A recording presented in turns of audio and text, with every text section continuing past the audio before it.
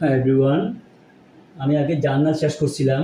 এখন আমি একটু লেজারে চলে যাব। আমাদের প্রশ্ন ছিল যে prepare journal, ledger and trial balance. এখন পোস্টিং করতে লেজার পোস্টিং করলে প্রথম ক্যাশবুক যদি করি, তাহলে আমার প্রথম এন্ট্রি ছিল কি, হ্যাঁ, স্টার্টেড বিজনেস।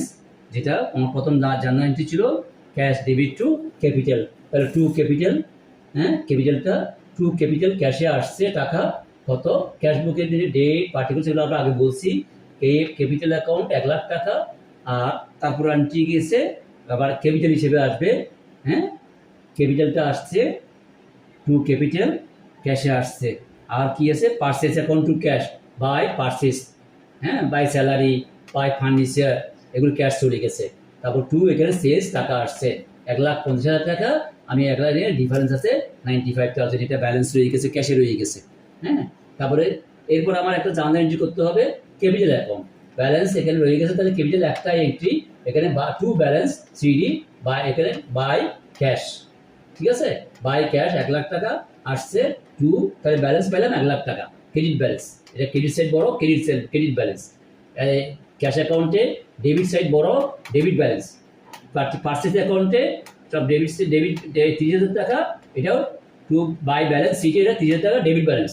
সেলসও এটা ক্রেডিট ক্যাশ, এটা ক্রেডিট, তারপরে এটা ক্রেডিট ব্যালেন্স। স্যালারি অ্যাকাউন্ট এটা ডেবিট ব্যালেন্স 5,000 টাকা।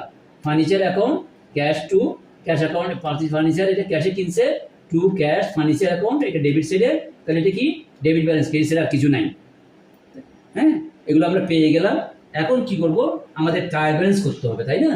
এগুলোর পরে আমার আছে কি ট্রায়াল ব্যালেন্স করতে হবে। ট্রায়াল ব্যালেন্স করতে গেলে আমি সব ডেবিট, একটা শর্ট ট্রিক্স হচ্ছে যে ট্রায়াল ব্যালেন্সটা কেমনে করি। ট্রায়াল ব্যালেন্স হচ্ছে যে এই তোমার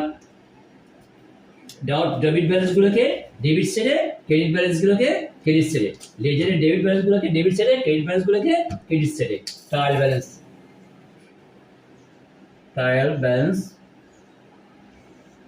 এটা হচ্ছে ডেবিট, এই ক্রেডিট, আর এখানে একটা রেলাপ থাকবে, হ্যাঁ, এটা ডেবিট, এটা ক্রেডিট। তাহলে আমার এখানে প্রথম কি আছে, ক্যাশ আছে, ক্যাশ ডেবিট সাইডে বসবে কত, ক্যাশ ব্যালেন্স কত আছে 95,000। তারপরে আছে কি পারচেস, পারচেস আছে কত 30,000। আর স্যালারি আছে 5,000 টাকা 5,000। এরপরে ফার্নিচার আছে ডেবিট সাইডে কত 20,000 টাকা।